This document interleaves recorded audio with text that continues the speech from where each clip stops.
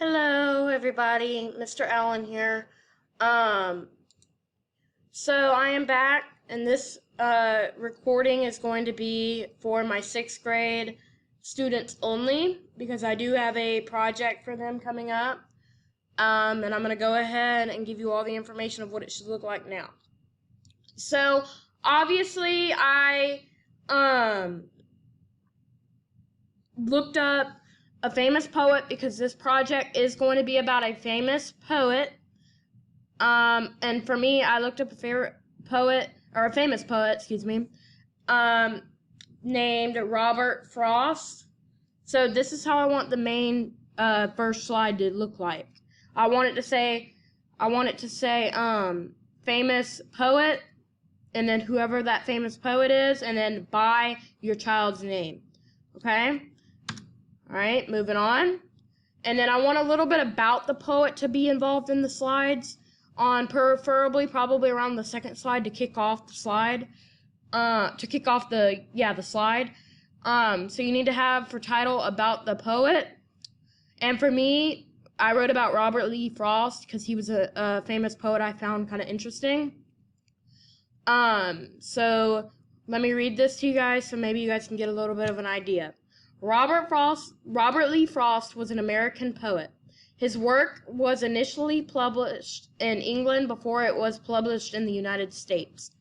So that's basically what I want, like just a little brief about the poet type thing for slide number 2. And then for slide number 3, this part is optional. I think it's a good part of the slide of your child's presentation. So just some famous quotes, like here I have 3 placed, and it needs to be titled Famous Quotes by Robert Frost. All right, we can open this, and then we'll go up into the next slide. And the maximum amount of slides about famous quotes is 2. They cannot have more than 2 slides that have famous quotes. All right, because then they'll get carried away with it, and they'll just, for the whole slide, it'll be quotes. I want them to do the research themselves. But the maximum amount of slides for quotes is 2. All right, so moving on to the next one. Facts about the poet. So you need to have this slide titled Facts About the Poet. And I have 3 right here to give you guys another little, maybe some ideas. Number 1, Robert Frost was the winner of 4 Pulitzer Prizes. Number 2, he spent his first 40 years as an unknown. Number 3, he was a special guest at President John F. Kennedy's inauguration.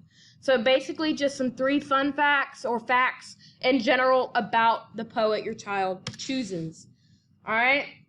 And then for this slide, I want it to be titled Birthplace and a Death Place all on one slide. So Robert Frost was born on March 26, 1874 in San Francisco, California. Robert died on January 29, 1963 in Boston, Massachusetts. And then they can have like a little be-in slide. The maximum amount of slides total that I want your child to have in their presentation is about 7 to 8 minimum, but the maximum I would say would be about 11 slides total.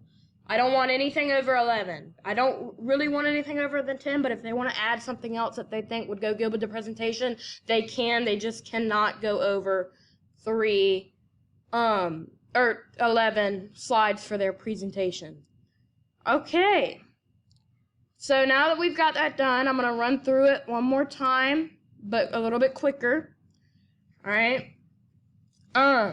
Let's get this ready.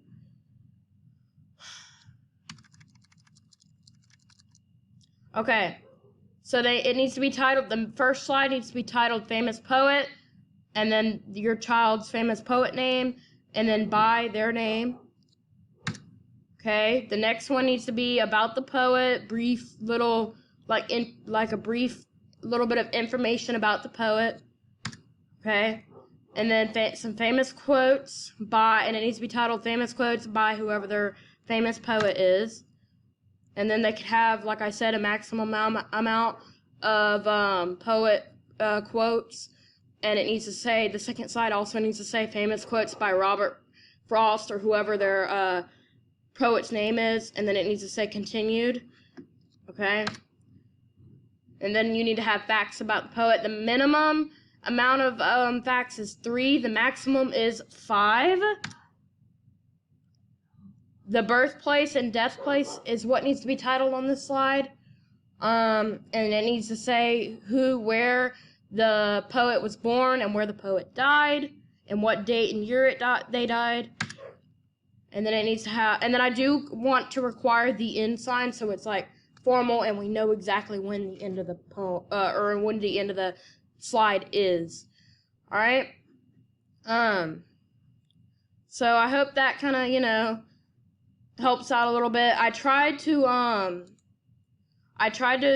like redo this, like do this on March 1st, but I lost power to my computer because I guess I accidentally unplugged it and it never published, so I am making another one for you guys.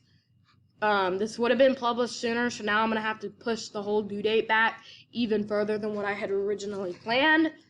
So yeah, I hope this helps out a little bit, and I hope that your child has fun doing this. Thanks, guys. Have a great rest of your day. Bye.